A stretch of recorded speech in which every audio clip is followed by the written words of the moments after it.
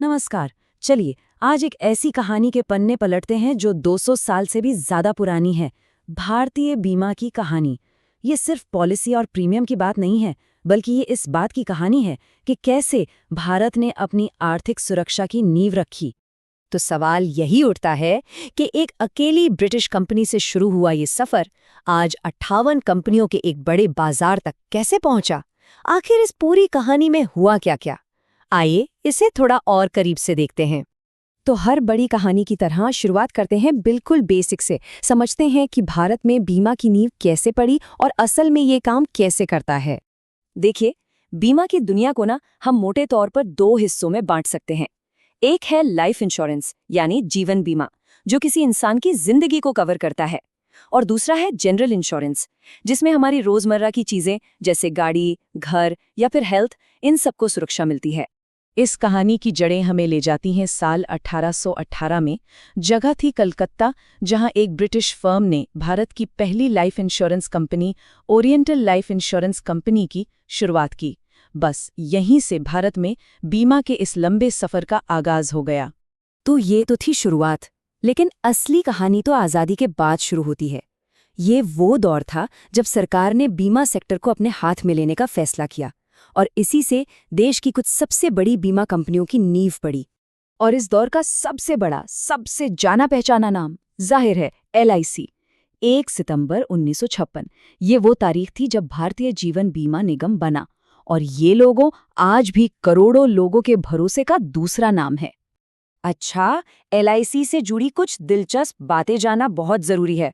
इसका हेडक्वार्टर मुंबई में है और इसकी नींव रखी गई थी CD देशमुख के नेतृत्व में। और हाँ, ये सिर्फ भारत तक ही सीमित नहीं है, इसकी मौजूदगी फिजी से लेकर UK तक है। और एक ताज़ा अपडेट ये है कि इसका सबसे नया जोनल ऑफिस पटना में खुला है। लाइफ इंश्योरेंस के बाद बारी आई जनरल इंश्योरेंस की। साल 1972 में इस सेक्टर का भी राष्ट्रीयकरण हुआ और GIC यानी भारतीय साधारण बीमा निगम बनाया गया। इसके तहत 4 बड़ी कंपनियां आईं, जिनके हेडक्वार्टर्स देश के 4 अलग-अलग कोनों में रखे गए: कोलकाता, मुंबई, नई दिल्ली और चेन्नई। अब देखिए, वक्त के साथ GIC का रोल भी बदला। साल 2000 में इसे इंडियन रीइंश्योरर बना दिया गया।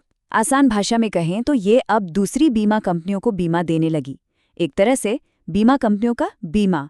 फिर 2002 में वो जो 4 सरकारी कंपनियों की होल्डिंग कंपनी का दर्जा था, वो भी इससे वापस ले लिया गया। चलिए अब कहानी को थोड़ा और आगे बढ़ाते हैं और 21वीं सदी में आते हैं। ये वो दौर था जब बाजार को खोला गया और बीमा सेक्टर ने एक जबरदस्त उछाल देखा। आर्थिक सुधारों का असर देखना है तो ये आंकड़े देखिए, कमाल के हैं। सोचिए, साल 2000 में भारत में सिर्फ 7 बीमा कंपनियां थीं, और 2023 तक ये नंबर बढ़कर कितना हो गया? 58। ये बाजार के खुलने का सीधा नतीजा था। अब इतनी तेज ग्रोथ को सही दिशा देने के लिए साल 2015 में एक बहुत जरूरी कानून आया। इसका सीधा सा मकसद था, पुराने गैर जरूरी नियमों को हटाओ और बीमा सेक्टर की रेगुलेटर यानी IRDAI को और ज्यादा ताकत देकर मजबूत बनाओ। तो ये थी भारतीय बीमा की कहानी, शुरुआत से अब तक। चलिए एक बार फटाफट उन सबसे जरूरी तारीखों और फैक्ट्स पर नजर डाल लेते हैं जो इस सफर के मील के पत्थर रहे हैं। ये देखिए, पूरी कहानी के सबसे अहम पड़ाव एक जगह। 1818 में पहली कंपनी, 1956 में LIC का जन्म, 1972 में GIC का बनना, और फिर 2015 में IRDAI को और शक्तियां मिलना। ये वो तारीखें हैं जो इस इंडस्ट्री की पूरी कहानी बयां करती हैं। चलिए अब कुछ सवाल जवाब हो जाएं। पहला सवाल, भारतीय जीवन बीमा निगम यानी LIC की स्थापना कब हुई थी? ये वही साल था जब भारत ने बीमा को घर घर पहुंचाने का फैसला किया। अगला सवाल, भारत की पहली जीवन बीमा कंपनी की शुरुआत किस शहर से हुई? याद है ना, कहानी एक ब्रिटिश फर्म ने शुरू की थी। अब एक नाम याद करने की कोशिश करते हैं। जब LIC बनी तो उसके प्रबंधक कौन थे? ये भारत के एक जाने माने अर्थशास्त्री भी रह चुके हैं। अच्छा, एक नंबर से जुड़ा सवाल, 1972 में GIC को बनाने के लिए कुल कितनी प्राइवेट कंपनियों का राष्ट्रीयकरण किया गया था? चलिए अब थोड़ा भूगोल का टेस्ट हो जाए। GIC की जो 4 कंपनियां हैं, उनमें से न्यू इंडिया इंश्योरेंस का हेडक्वार्टर कहाँ पर है? वो कौन सा साल था जब जीआईसी के रोल में एक बड़ा बदलाव आया और वो इंडियन रीइंश्योरर बन गई? 2015 का जो बीमा कानून में बदलाव हुआ, वो किस रेगुलेटरी बॉडी को और मजबूत बनाने के लिए लाया गया था?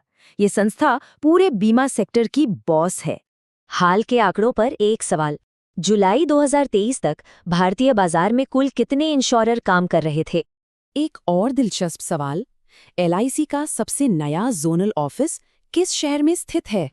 और अब आखिरी सवाल, साल 2008 में एलआईसी ने किस देश में अपनी एक पूरी तरह से अपनी सब्सिडियरी खोली?